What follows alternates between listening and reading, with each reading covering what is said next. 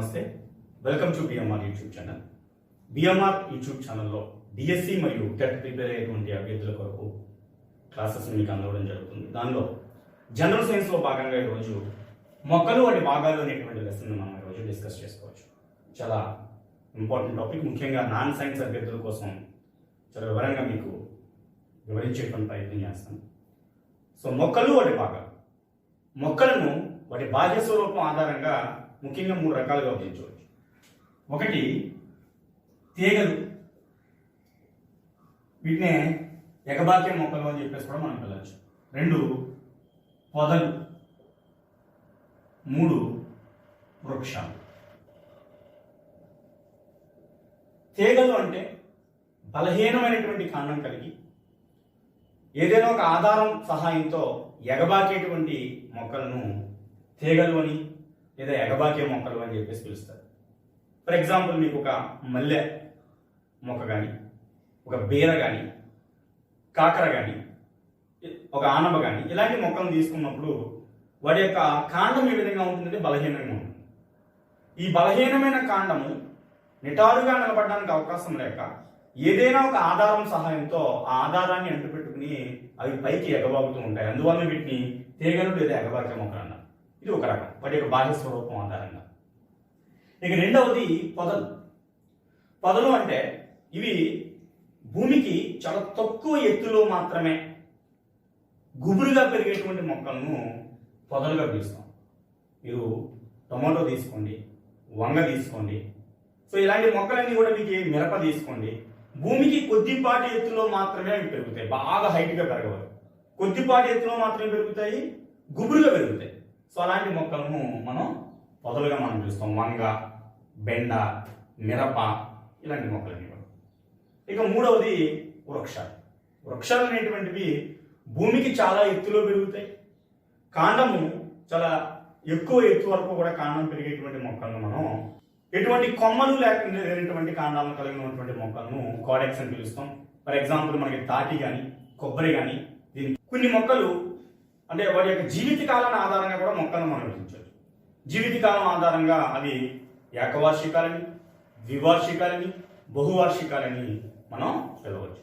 ఏకవార్షికాలు అంటే ఒక సంవత్సరము లేదా ఒక ఋతువులో మాత్రమే జీవించి తర్వాత చనిపోయేటువంటి మొక్కలను ఏకవార్షిక మొక్కలు అని చెప్పేసి మనం పిలుస్తాం. వీటి యొక్క జీవితకాలం 1 సంవత్సరం ఉంటుంది. ఇక ద్వివార్షికాల విషయానికి వస్తే ఇవి 2 సంవత్సరాలు లేదా 2 ఋతువులు మాత్రమే జీవించి ఉండేటువంటి మొక్కలను ద్వివార్షికాలు అని చెప్పేసి మనం పిలుస్తాం. అదేవిధంగా బహువార్షికాలు అంటే చాలా ఎక్కువ సంవత్సరాలు బ్రతికేటువంటి మొక్కలను బహువార్షిక మొక్కలు అని చెప్పేసి మనం పిలవడం జరుగుతూ ఉంటుంది. సో ఇప్పుడు మనం మొక్కల యొక్క భాగాల గురించి మనం చెప్పుకున్నట్లయితే, మొక్కలు అనేక భాగాలు కలిగి ఉంటాయి. వేరు వ్యవస్థ కానీ, పుష్పాలు కానీ, పత్రాలు కానీ, ముఖ్యంగా కాండం కానీ, వీటి 4 గురించి కూడా మనం చెప్పుకోవాల్సి వస్తుంది. సో దీంట్లో మనం వేరు వ్యవస్థ గురించి మొదటిగా చెప్పుకున్నాం. మొక్క యొక్క వేరు వ్యవస్థ, వేళ్ళు ఎప్పుడు కూడా ఏ విధంగా పెరుగుతాయి అంటే, వేళ్ళు గురుత్వానువర్తంగా పెరుగుతాయా, గురుత్వానువర్తనానికి వ్యతిరేకంగా పెరుగుతాయా అంటే వేళ్ళు గురుత్వానువర్తన అనుకూలంగా పెరుగుతాయి. సో ఏదైతే గురుత్వాకర్షణ శక్తి ఉంటుందో భూమికి, సో గురుత్వానువర్తనానికి అనుకూలంగానే ఈ వేళ్ళు అనేటువంటివి పెరగడం జరుగుతూ ఉంది. సో వేరు వ్యవస్థ యొక్క ప్రధానమైన విధి ఏంటి అంటే, నేలలో ఉన్నటువంటి రసాయనాలు కానీ, నేలలో ఉన్నటువంటి లవణాలు కానీ మొక్కకు అందించడం కోసం ఈ నేలలో ఉండేటువంటి లవణాలను, నీటిని శోషించేటువంటి ప్రక్రియను వేళ్ళు చేసుకుంటూ ఉంటాయి. సో వేరు యొక్క ప్రధాన విధి ఏంటి అంటే, అవి నేలలో ఉన్నటువంటి నీటిని, లవణాలను శోషించి వాటిని కాండం ద్వారా, ఆకుల ద్వారా మొక్కలకు అందివ్వడం అనేటువంటిది జరుగుతుంది. రెండవది, మొక్క స్థిరంగా ఉండడానికి ఈ వేరు వ్యవస్థ ఎంతగానో ఉపయోగపడుతుంది. ఓకే, ఒకటి మొక్క స్థిరంగా ఉండడానికి ఉపయోగపడుతుంది, 2 నేలలో ఉండేటువంటి లవణాలను, నీటిని శోషించడానికి కూడా ఈ వేరు వ్యవస్థ అనేటువంటిది ఉపయోగపడుతుంది. అరుదుగా కొన్ని సందర్భాల్లో ఈ వేరులో ఆహారం కూడా నిలువ ఉంటుంది. మీరు ఫర్ ఎగ్జాంపుల్ క్యారెట్ తీసుకోండి, క్యారెట్లో మనకి ఆహారం ఎక్కడ నిలువ ఉంటుంది? వేర్లలో నిలువ ఉంటుంది. సో అదేవిధంగా చిలకడదుంప తీసుకోండి, మనకి వేళ్లలో నిల్వ ఉంటుంది.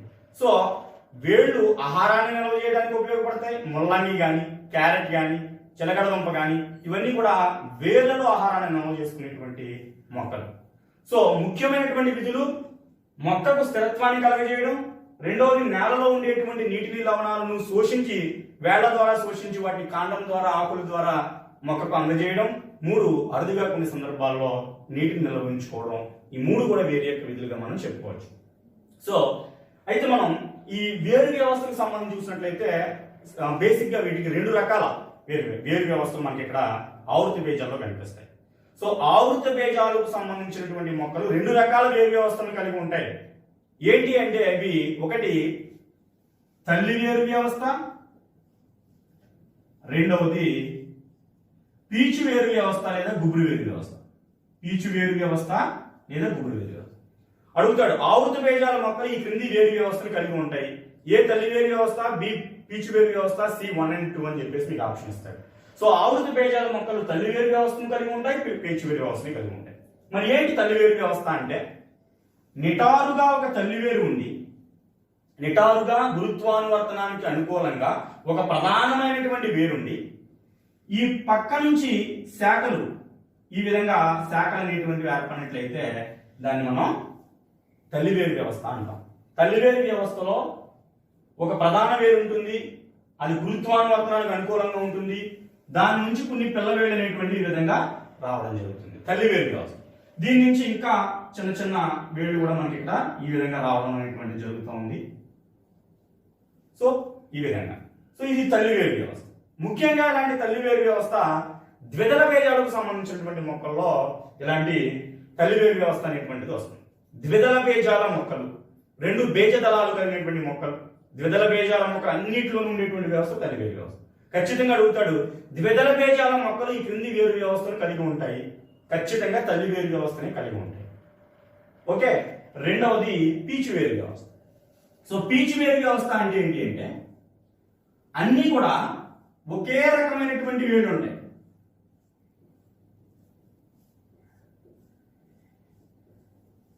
సో ఇక్కడ ప్రధాన వేరు పిల్ల వేళ్ళు అని ఏమి ఉండవు, అన్నీ కూడా ఒకే రకమైనటువంటి వేళ్ళు ఉంటాయి. సో ఈ వేళ్ళని కూడా గుబురుగా ఒక పీచు మాదిరిగా ఉంటాయి. సో ఈ విధంగా అన్ని ఒకే రకమైనటువంటి వేళ్ళు కలిగినటువంటి వ్యవస్థే పీచు వేరు వ్యవస్థ లేదా గుబురు వేరు వ్యవస్థ. ఈ వేళ్ళు మనకి గుబురుగా ఒక చోట నుంచి మొదలై ఒక గుబురుగా పీచులాగా మనకి కనిపిస్తాయి. సో ఇది పీచు వేరు వ్యవస్థ.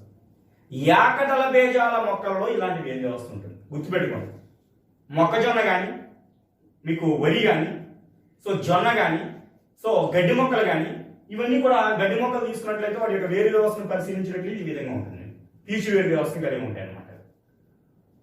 సో మీకు ద్విదళ బీజాల మొక్కలు మీరు వేరుశనగ లేదంటే పేసియాలస్ మినుములు, పేసియాలస్ ఆరియాస్ పెసలు, కందులు సో ఇలాంటి ద్విదళ బీజాల మొక్కలు ఏవి తీసుకున్నా కానీ మీకు తల్లివేరు వ్యవస్థను కలిగి ఉంటాయి. అంటే మీరు గుర్తుపెట్టుకోవాల్సింది ద్విదళ బీజాల మొక్కలు కలిగి ఉండేటువంటి వేరు వ్యవస్థ తల్లివేరు వ్యవస్థ, ఏకదళ బీజాల మొక్కలు కలిగి ఉండేవి పీచు వేరు వ్యవస్థ. వాటి ఏదైనా ఎగ్జాంపుల్ అడగచ్చు, జియామేజ్ అనే మొక్కలో ఏ వేరు వ్యవస్థ ఉంటుంది అని అడగచ్చు.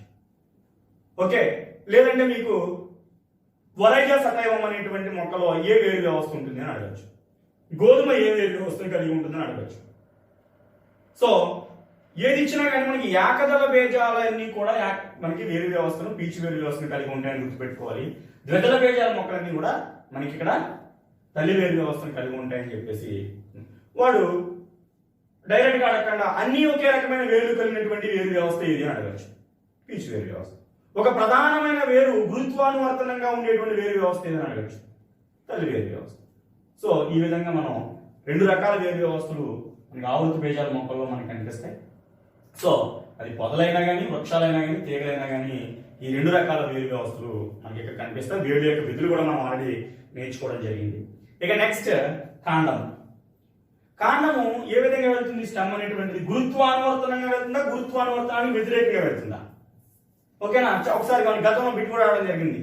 కాండము ఉండేటువంటి దిశ గురుత్వానువర్తనము, గురుత్వానువర్తనానికి వ్యతిరేకము అని చెప్పేసి అడగడం జరిగింది. సాధారణంగా వృక్షాల్లో గురుత్వానువర్తనానికి వ్యతిరేకంగా కాండం అనేటువంటిది మనకి ఇక్కడ కనిపిస్తుంది. సో గురుత్వానువర్తనానికి వ్యతిరేకంగా మనకి కాండం అనేటువంటిది ఈ విధంగా కనిపిస్తుంది. ఓకే, సో కాండం అదుగా కాండం యొక్క పని ఏంటి అంటే ఇది కూడా మొక్కకు స్థిరత్వాన్ని ఇవ్వడానికి ఉపయోగపడుతుంది.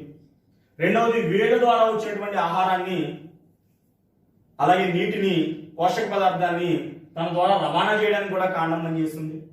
ఒకటి కాండము మొక్కకు స్థిరత్వాన్ని ఇవ్వడానికి ఉపయోగపడితే, రెండవది వేరు ద్వారా వచ్చినటువంటి ఖనిజాలను, ఆహారాన్ని, నీటిని వాటిని తన గుండా ప్రసారం చేయడానికి ఈ కాండంలో ఉండేటువంటి దవ్వ పోషక ఖనిజాలు అనేటువంటి నిర్మాణాలు ఈ ఆహారాన్ని, పోషక పదార్థాన్ని కూడా ఒక చోట నుంచి మరో చోటకి రవాణా చేసి తద్వారా మొక్కలకు, తద్వారా ఆకులకు, పుష్పాలకు వాటన్నిటికీ కూడా సరఫరా చేయడానికి ఈ కాండం అనేటువంటిది ఉపయోగపడుతుంది. ఇది గురుత్వాకర్షణానికి వ్యతిరేకంగా ఉంటుంది. సో అరుదుగా ఈ కాండంలో కొంతవరకు ఆహార పదార్థాన్ని నిల్వ చేసుకునేటువంటి అవకాశం కూడా కనిపిస్తుంది. సో ఎగ్జామ్ లో అడిగేటువంటి పాయింట్స్ మీకు డైరెక్ట్ గా ఎగ్జామ్ లో అడిగేటువంటి పాయింట్స్ మీరు గుర్తుపెట్టుకోండి, ఓకేనా? సో కాండము గురుత్వానువర్తనానికి వ్యతిరేక దిశలో వెళ్తుంది, ఫస్ట్ పాయింట్. ఓకే, రెండవది కాండం కొన్ని ఆహార పదార్థాలు నిల్వ చేసుకుంటుంది. సో ఏ మొక్కలు ఆహారాన్ని నిల్వ చేసుకుంటున్నాయి? మీకు పసుపు తీసుకోండి, కాండంలో ఆహారాన్ని నిల్వ చేసుకునే మొక్క.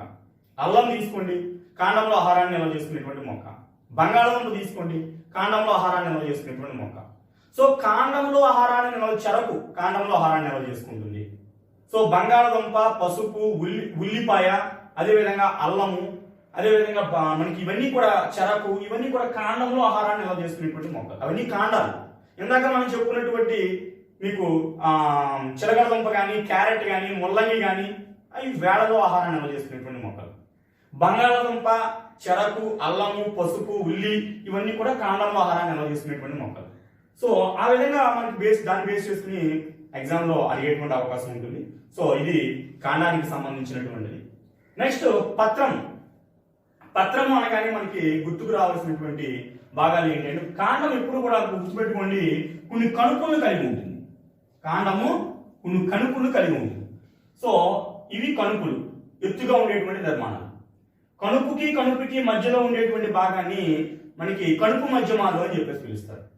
ఇవి నాట్స్, కణుపుకి మధ్య ఉండేది కణుపు మధ్యమాలు. ఓకేనా? ప్రతి భాగము కూడా మనకి ఐడియా రావాలి.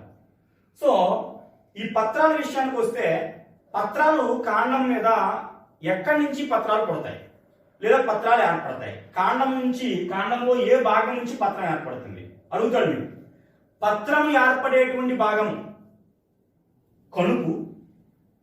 కణుపు మధ్యమము, పత్రపేటము, పత్రవృంతం అని అడుగుతారు మీకు. ఓకేనా? పత్రం ఏర్పడేటువంటి భాగం ఏది అంటే, కరెక్ట్ గా మీరు చూసినట్లయితే కణుపు దగ్గర నుంచి ఏర్పడుతుంది పత్రం. కణుపు మధ్యమము కాదు, కణుపు మధ్యమం దగ్గర నుంచి పత్రాలు ఏర్పడవు. ఎప్పుడు సాధారణంగా కాండం యొక్క కణుపుల దగ్గర నుంచి పత్రం అనేటువంటిది ఏర్పడుతుంది. సో ఈ పత్రంలో ఉండేటువంటి భాగాలు కూడా మనం ఇక్కడ చూడాలి. ఓకే,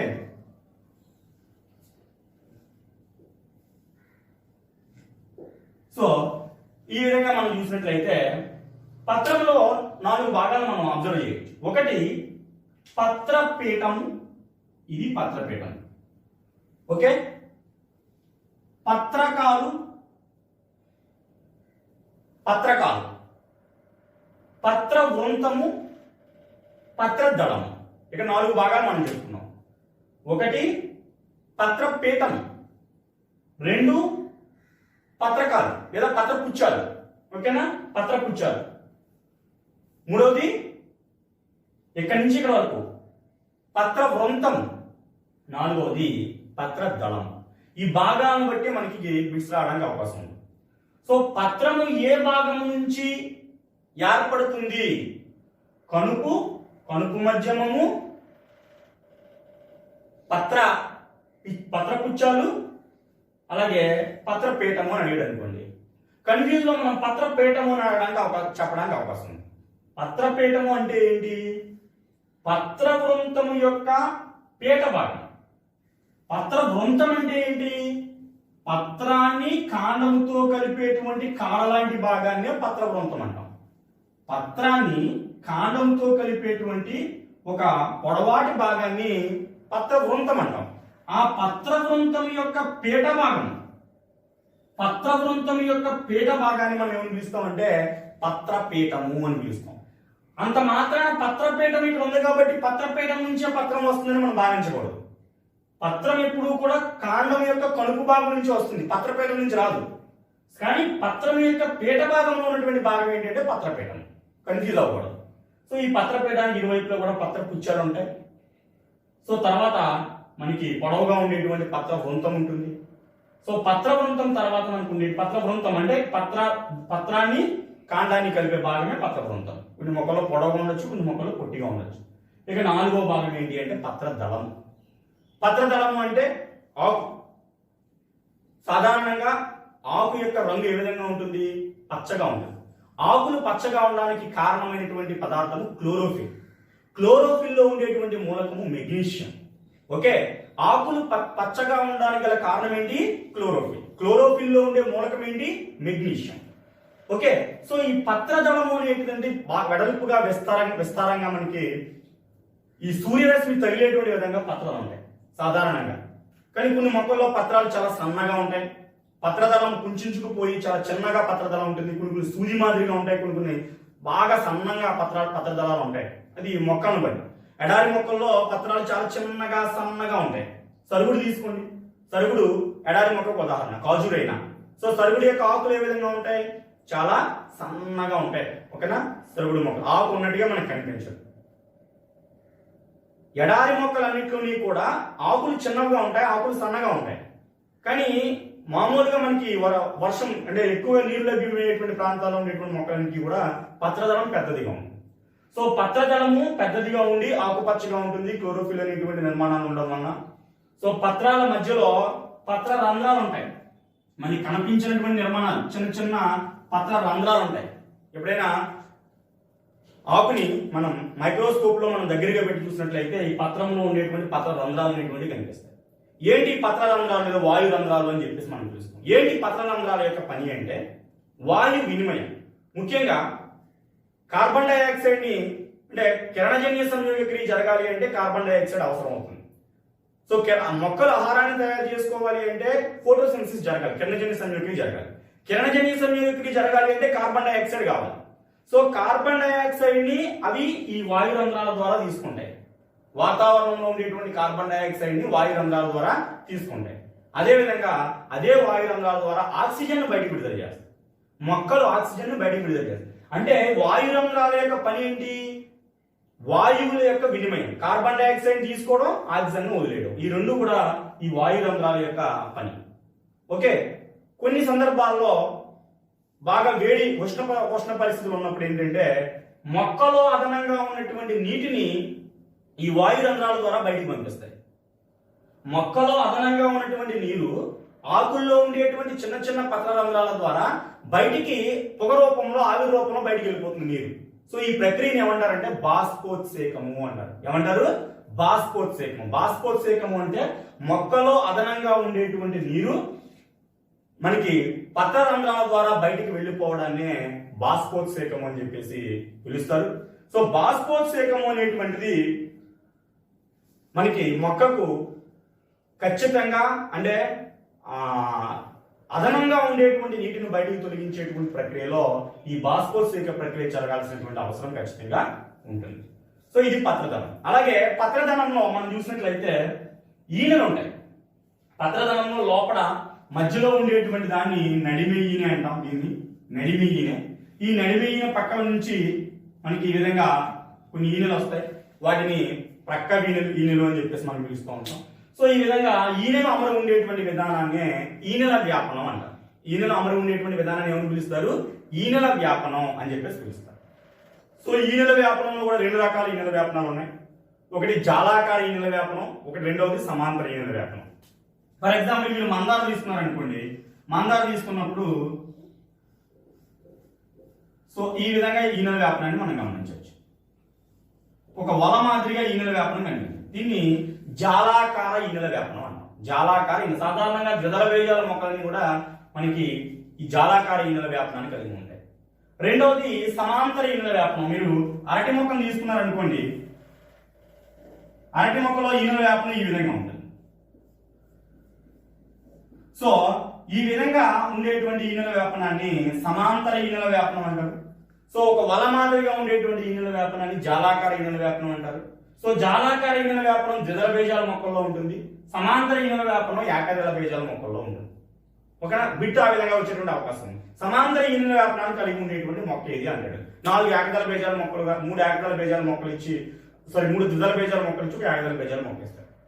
సో సమాంతర ఈనెల వ్యాపనం అంటే ఏంటి, జాలాకార ఈనెల వ్యాపనం అంటే ఏంటో తెలుసుకోవాలి ఫస్ట్ థింగ్. రెండవది, జాలాకార ఈనెల వ్యాపనం ద్విదళ బీజాల మొక్కల్లో ఉంటుందని, సమాంతర ఈనెల వ్యాపనం ఏకదళ బీజాల మొక్కల్లో ఉంటుందనేటువంటి విషయాన్ని మనం ఇక్కడ గమనించాలి. సో ఇది మొక్క యొక్క ఆకుకు సంబంధించినటువంటి నిర్మాణాలు. ఒకటి కనుపు దగ్గర గుర్తుపెట్టుకోవాలి, పత్ర పీఠం గుర్తుపెట్టుకోవాలి, పత్ర పుచ్చాలు గుర్తుపెట్టుకోవాలి, తర్వాత పత్ర వృంతము, పత్ర దళము, అదేవిధంగా పత్ర దళం నుంచి పత్ర రంధ్రాలు, అదేవిధంగా ఈనెలు, నడిమి ఈనె, పక్క ఈనెలు, జాలాకార ఈనెల వ్యాపనం, సమాంతర ఈనెల వ్యాపనం. సో ఇవన్నీ కూడా పత్రానికి సంబంధించి మనం గుర్తుపెట్టుకోవాల్సి ఉంటుంది. ఇక నెక్స్ట్ రెండవది పుష్పం. పత్రాల్లో కూడా మనకి 2 రకాల పత్రాలు ఉంటాయి. సో సరళ పత్రాలు, సంయుక్త పత్రాలు. సరళ పత్రం అంటే పత్ర వృంతానికి చివరన ఒకటే పత్రం ఉంటుంది. సంయుక్త పత్రంలో అలా ఉండదు. సంయుక్త పత్రంలో మనకి ఎలా తీసినట్లయితే పత్ర వృంతానికి ఈ విధంగా పత్రాలు 2 వైపులా కూడా పత్రాలు ఉంటాయి, పత్రకాలు ఉంటాయి.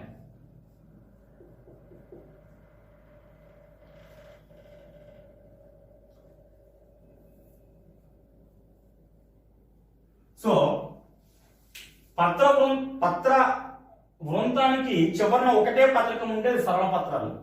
పత్ర వృంతానికి చివరన ఎక్కువ పత్రకాల మాదిరిగా అంటే పత్రము చీలి ఎక్కువ పత్రకాల మాదిరిగా కనిపించినట్లయితే దాన్ని సంయుక్త పత్రం అని చెప్పేసి మనం పిలుస్తాం. ఇక్కడ మనకి పత్రం చీలి ఉండొచ్చు, చీలి ఉండకపోవచ్చు. సో ఇక్కడ సాధారణంగా ఖచ్చితంగా పత్రం అనేటువంటిది చీలి ఉంటుంది, కొన్ని పత్రకాలు అనేటువంటిది ఏర్పడతాయి. సో ఆ పత్రకాలు అని దీన్ని మనం సంయుక్త పత్రంగా మనం చెప్పుకోవచ్చు. ఒకవేళ మీరు చింత కానీ అలాంటి మొక్కలు తీసుకున్నట్లయితే సంయుక్త పత్రాలను కలిగి ఉంటాయి అన్నమాట. ఓకే, సో ఇది పత్రాలకు సంబంధించినటువంటి విషయం. మనం వేరు వ్యవస్థ గురించి చెప్పుకున్నాం, కాండం గురించి చెప్పుకున్నాం, అలాగే పత్రం గురించి కూడా చెప్పుకున్నాం. ఇక మొక్కలో అతి ముఖ్యమైనటువంటి నిర్మాణమైనటువంటి పుష్పం గురించి కూడా మనం ఒకసారి చెప్పుకుందాం. సో పుష్పాలు మొక్కలో లైంగిక అవయవాలు. మొక్క ప్రత్యుత్పత్తి జరపడానికి అవసరమైనటువంటి అవయవం ఏంటి అంటే పుష్పం. సో పుష్పం యొక్క నిర్మాణాన్ని కనుక మనం చూసినట్లయితే ముఖ్యంగా 4 వలయాల్లో ఈ పుష్పం యొక్క నిర్మాణాలు అమలు ఉంటాయి. ఒకటి మొదటి వలయం బాహ్య వలయంలో రక్షక పత్రాలు ఉంటాయి. మొదటి వలయంలో రక్షక పత్రాలు, రెండో వలయంలో ఆకర్షక పత్రాలు, మూడో వలయంలో కేసరావళి, 4వ వలయంలో అండకోశం అనేటువంటిది మనకి 4 వలయాల్లో మనకి పుష్పం కనిపిస్తుంది. సో ఏదైనా ఒక పుష్పాన్ని ఎగ్జాంపుల్గా తీసుకుని వాటి భాగాన్ని మనం చూసుకుందాం. సో పుష్పానికి కూడా మనకి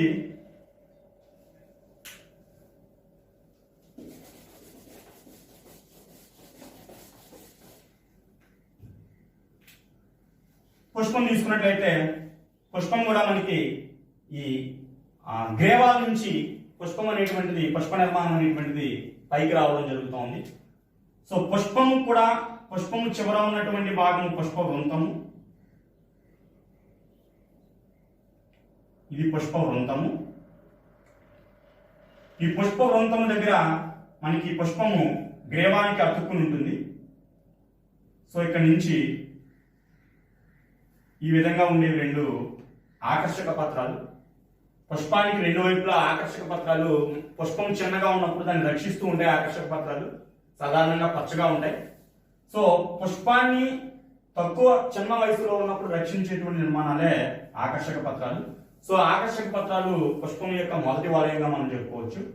సో ఈ పుష్పం యొక్క చివరి ఈ భాగం ఏదైతే ఉందో ఇక్కడి నుంచి మనకి బయలుదేరుతాయి. సో ఇది పుష్పాసనము, దీని గురించి మనం తర్వాత చెప్పుకోవచ్చు. సో మొదటి వలయంలో ఉండేవి రక్షక పత్రాలు, రెండో వలయంలో ఉండేవి ఆకర్షక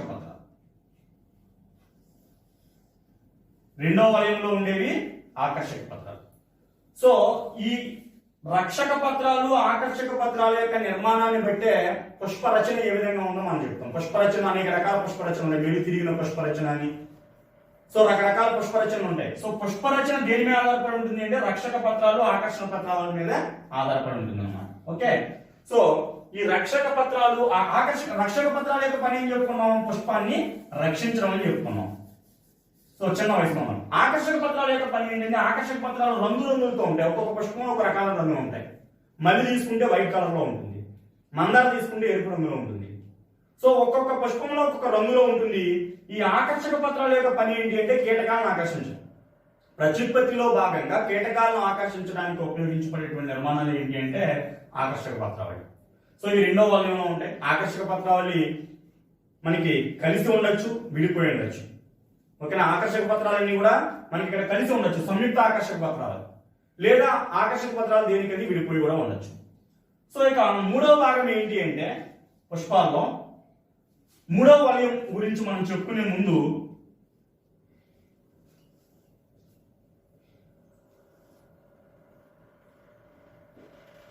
చూడండి, మూడవ వలయం ఏంటి అంటే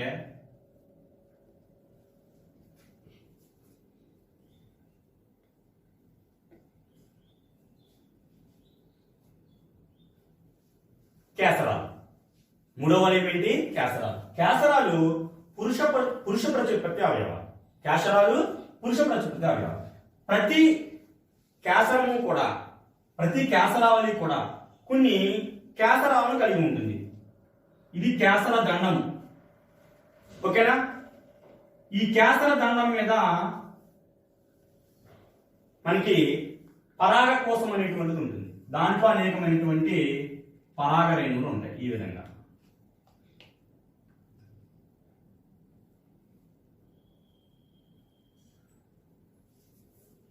సో కేసరావళి, కేసరదండము, కేసరము, పరాగ కోశము, పరాగ రేణువులు. సో ఇవన్నీ కూడా పురుష ప్రత్యుత్పత్తి అవయవాల్లో భాగం. సో ఈ పరాగ రేణువు ఏదైతే పరాగ కోశంలో ఉండేటువంటి చిన్న చిన్న చిన్న చిన్న రేణువులు లాంటి నిర్మాణాలను ఏమని పిలుస్తారంటే పరాగ రేణువులు అని పిలుస్తారు. పరాగ రేణువులు మొక్క యొక్క పురుష బీజ అవయవాలు. పరాగ రేణువులు మొక్క యొక్క పురుష బీజ అవయవాలు. సో ఈ పరాగ రేణువులు ఎక్కడ ఉంటాయి? పరాగ కోశంలో ఉంటాయి. ఈ పరాగ కోశము కేసర దండం ద్వారా కేసరానికి అంటుపెట్టుకుని ఉంటుంది. సో ఈ కేసరావళి అనేటువంటిది మొక్క యొక్క పురుష ప్రత్యుత్పత్తి అవయవము. ప్రతి కేసరావళి అనేక మనకి కేసరాలను కలిగి ఉంటుంది, అనేక పరాగ కోశాలను కలిగి ఉంటుంది. పరాగ కోశము కేసర దండం చేత కేసరావళి కట్టబడి ఉంటుంది. ఈ పరాగ కోశము లోపల పరాగ రేణువులు అనేటువంటివి ఉంటాయి. అవి పురుష సంయోగ బీజాలు, మేల్ గెమెట్స్.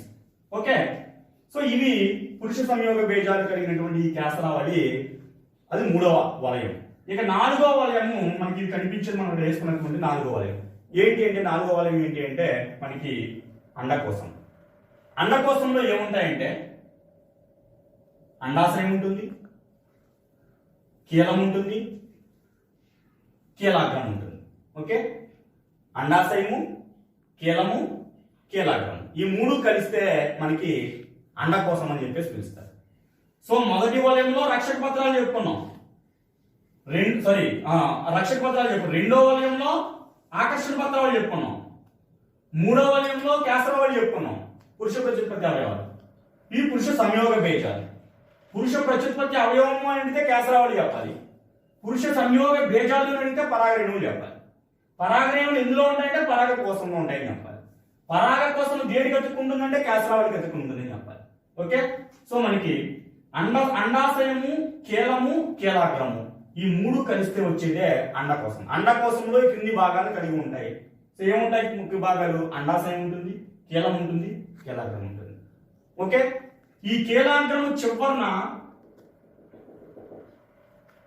మనకి ఏదైనా కీటకాలు వచ్చి పుష్పం మీద వాలినప్పుడు ఈ కీలాగ్రం చివరి ఉండేటువంటి జిగురుగా ఉండేటువంటి నిర్మాణాల మీద అవి వాడడం అనేటువంటి జరుగుతాం. ముఖ్యంగా వేరొక మొక్క యొక్క పరాగరేణువును తీసుకొచ్చి ఈ కీలాగ్రం మీద పడవేయడం అనేటువంటిది జరుగుతూ ఉంటుంది. సో ఈ విధంగా ఇక్కడ చూసినట్లయితే కీలము పొడవుగా ఉండేటువంటి నిర్మాణము, ఇది కీలాగ్రము, ఇది అండాశయం. ఈ అండాశయం లోపల అండాలు ఉంటాయి. ఈ అండాలు అనేటువంటివే స్త్రీ సంయోగ బీజాలు. పరాగరేణువులు పురుష సంయోగ బీజాలు, అండాలు స్త్రీ సంయోగ బీజాలు. ఓకే, మొక్క వేరే కీటకము వేరొక మొక్క యొక్క పుష్పంపై వాలి మళ్ళీ వచ్చి పుష్పంపై వాలినప్పుడు ఆ మొక్క యొక్క పరాగరేణువులు ఏవైతే ఉన్నాయో ఆ పరాగరేణువుల్ని తన ద్వారా తీసుకొచ్చి ఈ కీలాగ్రం మీదకి వేయడం జరుగుతుంది. సో ఈ కీలాగ్రం నుంచి ఆ పరాగరేణువులు అంటే పురుష సంయోగ బీజాలు ఈ విధంగా కిందకు మొలకెత్తి ఇక్కడ ఉన్నటువంటి అండాలను చేస్తాయి. సో ఆ విధంగా మనకి అండాలు ఇక్కడ పరాగరేణువులు కలవడం వలన ఫలదీకరణ జరిగి తర్వాత విత్తనాలు అనేటువంటివి ఏర్పడతాయి. సో ఈ మనకి ప్రత్యుత్పత్తి జరిగే విధానం, పరాగ సంపర్కం జరిగేటువంటి విధానం, ఇవన్నీ కూడా మనం తర్వాత క్లాసులో మనం నేర్చుకోవచ్చు. పరాగ సంపర్కం అంటే ఏదైనా ఒక పురుష సంయోగ బీజ, ఏదైనా ఒక మొక్కకు సంబంధించినటువంటి పుష్పానికి సంబంధించిన సంయోగ బీజాన్ని, పురుష సంయోగ బీజాన్ని కేలాగ్రం మీదకి చేరడాన్ని పరాగ సంపర్కం అంట, పాలినేషన్. పరాగ సంపర్కం అంటే పురుష సంయోగ బీజాలు మొక్క యొక్క కేలాగ్రాన్ని చేరడమే పరాగ సంపర్కం. అది ఆత్మ పరాగ సంపర్కం అవ్వచ్చు, పరపరాగ సంపర్కం అవ్వచ్చు. సో ఇక్కడ ఉన్నటువంటి పురుష సంయోగ బీజాలు అండాలను చేరినట్లయితే మనకి అక్కడ ఫలదీకరణ అనేటువంటిది జరిగి అక్కడి నుంచి మనకి విత్తనాలు అనేటువంటి ఏర్పడడం జరుగుతాం. సో ఇది ఇక్కడ మనకి 4వ వలయం గురించి మనం చెప్పుకునేటప్పుడు అండాశయము, కేలము, కేలాగ్రము ఈ 3 కలిస్తేనే అండాకోశము. సో ఇందులో అండాశయంలో ఉండేటువంటివి అండాలు, అండకోశంలో ఈ క్రింది భాగాన్ని కలిగి ఉంటాయని అడుగుతున్నాను, 3 రాయాలను. సో అండాశయంలో మాత్రమే ఉండేవి అండాలు. ఇక పుష్పం యొక్క ఈ క్రింద ఉన్నటువంటిది పుష్ప వృంతము, పుష్పానికి కాడలా ఉండేటువంటి భాగము పుష్ప వృంతము. ఇక్కడ నుంచి పుష్ప పుచ్చాలు ఉంటాయి. సో ఇక్కడ అతుక్కుని అనేటువంటి కాండానికి అతుక్కుని, గ్రీవానికి అతుక్కుని మనకి ఇక్కడ ఉంటాయి. ఓకేనా? శిఖరం అయితే శిఖరస్థ పుష్పాలు, గ్రీవం అయితే గ్రీవస్థ పుష్పాలు అనేటువంటివి కనిపిస్తాయి. సో ఇది పుష్పానికి సంబంధించిన భాగం. సో మనకి డిఎస్సి ఎస్జిటి వరకు ఇది ఈ కాన్సెప్ట్ మనకి సరిపోతుంది. ఓకే, మనకి సైన్స్ స్టూడెంట్స్ నేర్చుకునేది వేరు, డిఎస్సికి ప్రిపేర్ అయ్యేది నేర్చుకునేది వేరు. అంటే ఇవన్నీ కూడా మనకి డైరెక్ట్ గా బిట్స్ రూపంలో మనం నేర్చుకోవాలి. ఏకదళ బీజాల్లో ఉండే వేరు వ్యవస్థ ఏంటి, ద్విదళ బీజాల్లో ఉండే వేరు వ్యవస్థ ఏంటి, జాలాకార ఈల వ్యాపనం ఎలాంటి మొక్కల్లో ఉంటుంది, సమాంతర ఈల వ్యాపనం ఎలాంటి మొక్కల్లో ఉంటుంది, మొక్క యొక్క ఆకు ఎక్కడ అతుక్కుని ఉంటుంది. ఓకేనా? సో పత్రానికి, పత్రదళానికి, అదేవిధంగా మనకి పత్రపేటానికి మధ్యలో ఉండేటువంటి భాగం ఏంటి. సో ఈ విధంగా మనకి బిట్లు వచ్చావు. అన్ని ఒకే రకమైన వేరు ఉండేటువంటి వేరు వ్యవస్థ ఏమని పిలుస్తారు. సో మొక్కలు పచ్చగా ఉండడానికి గల కారణాలు ఏంటి, సరళ పత్రాలు అంటే ఏంటి, సంయుక్త పత్రాలు అంటే ఏంటి, తిరుగుడు తీగలు అంటే ఏంటి, పొదలు అంటే ఏంటి, వృక్షాలు అంటే ఏంటి, ఏకవార్షికాలు అంటే ఏంటి, ద్వివార్షికాలు అంటే ఏంటి. జస్ట్ ఇలా కాన్సెప్ట్ నేర్చుకుంటూ వాటి ఎగ్జాంపుల్స్, ఇవి వేర్లో ఆహారాన్ని నిల్వ చేసేటువంటి మొక్కలు ఏంటి, కాండంలో ఆహారాన్ని నిల్వ చేసేటువంటి మొక్కలు ఏంటి. సో ఈ విధమైనటువంటి ప్రిపరేషన్తో కనుక మీరు ముందు నిన్నట్లయితే ఖచ్చితంగా డిఎస్సిలో ఈజీ ఒక పక్కన కాన్సెప్ట్ అర్థం చేసుకుంటూ బిట్స్ ఏ విధంగా ఇచ్చినా సరే మనకి రాయగలిగేలా ఉంది. ఫర్ ఎగ్జాంపుల్ మనం చెప్పుకున్నాం, మొక్క యొక్క ఆకు ఎక్కడ అతుక్కుని ఉంటుంది అన్నప్పుడు కణుపు మధ్యమము పత్రపీఠము ఇస్తే ఖచ్చితంగా ఆన్సర్ పత్రపీఠం వైపు వెళ్ళిపోతుంది మనకి. సో పత్రపీఠం అనేటువంటి ఆన్సర్ అవుతుంది, కణుపు ఆన్సర్ అవుతుంది. సో కన్ఫ్యూజ్ చేసేటువంటివి. సో బంగాళాదుంప దేనికి ఉదాహరణ ఇచ్చి మీరు కాండము, వేరు, లేదంటే మరొక పుష్పము, మరొక ఏదో ఇచ్చినప్పుడు కాండము అనే దానికి మనకి మనసు కలదు.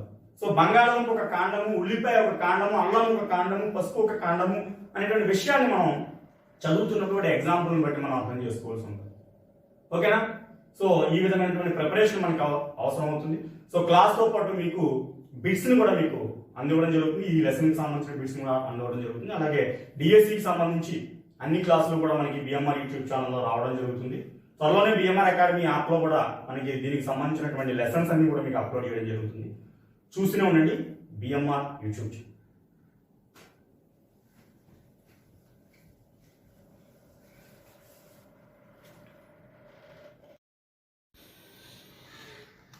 ఆవృతబీజ మొక్కల్లో కనిపించే వేరు వ్యవస్థ రకం. ఆప్షన్స్: ఆప్షన్ ఏ పీచు వేరు వ్యవస్థ, ఆప్షన్ బి తల్లి వేరు వ్యవస్థ, ఆప్షన్ సి 1 మరియు 2, ఆప్షన్ 4 ఏది కాదు. సరైన సమాధానం 1 and 2. క్వశ్చన్ నెంబర్ 2, తల్లి వేరు వ్యవస్థ ఈ క్రింది మొక్కల్లో కనిపిస్తుంది. తల్లి వేరు వ్యవస్థ ఈ క్రింది మొక్కల్లో కనిపిస్తుంది. ఆప్షన్ ఏ ఏకదళ బీజాల మొక్కలు, ఆప్షన్ బి ద్విదళ బీజాల మొక్కలు, ఆప్షన్ సి వివృత బీజాలు, ఆప్షన్ డి 1 and 2. సరైన సమాధానం ఆప్షన్ బి ద్విదళ బీజాలు. అన్ని వేర్లు ఒకే రకంగా కనిపించే వేరు వ్యవస్థ. అన్ని వేర్లు ఒకే రకంగా కనిపించే వేరు వ్యవస్థ. ఆప్షన్ ఏ తల్లి వేరు వ్యవస్థ, ఆప్షన్ బి పీచు వేరు వ్యవస్థ, option C 1 and 2, option D పైవేవి కావు. సరైన సమాధానం అన్ని వేర్లు ఒకే రకంగా కనిపించే వేరు వ్యవస్థ ఆప్షన్ బి పీచు వేరు వ్యవస్థ. నెక్స్ట్ క్వశ్చన్, ఈ క్రింది వానిలో వేరు యొక్క విధిని గుర్తించండి. ఈ క్రింది వానిలో వేరు యొక్క విధిని గుర్తించండి. ఆప్షన్ ఏ, మొక్కను నేలలో స్థిరంగా పాతుకుని ఉండేటట్లుగా చేస్తాయి.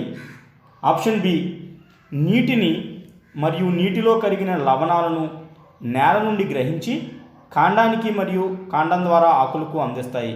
ఆప్షన్ సి, కొన్ని వేరు వ్యవస్థల ఆహారాన్ని నిల్వ చేస్తాయి. పైవన్నీ సరైనవే.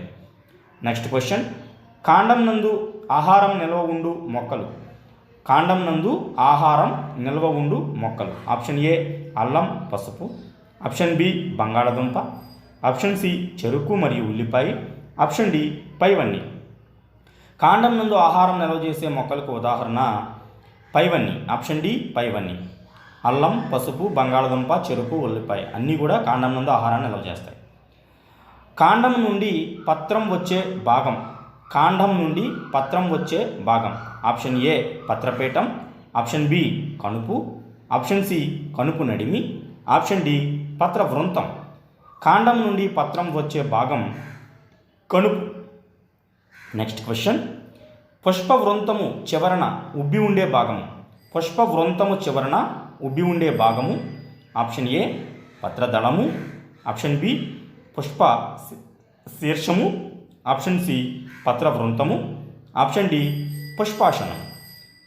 సరైన సమాధానం పుష్పవృంతము చివరన ఉబ్బి ఉండే భాగము పుష్పాసనం. నెక్స్ట్ క్వశ్చన్, పత్రదళంను పత్రపీఠంతో కలిపే భాగం. పత్రదళాన్ని పత్రపీఠంతో కలిపే భాగం. ఆప్షన్ ఏ పత్రదళం. ఆప్షన్ బి పత్రపీఠం. ఆప్షన్ సి పత్రవృంతం. ఆప్షన్ డి పత్రపుచ్చాలు. సరైన సమాధానం పత్రదళాన్ని పత్రపీఠంతో కలిపే భాగం ఆప్షన్ సి పత్రవృంతం. చూస్తూనే ఉండండి BMR academy and BMR YouTube channel.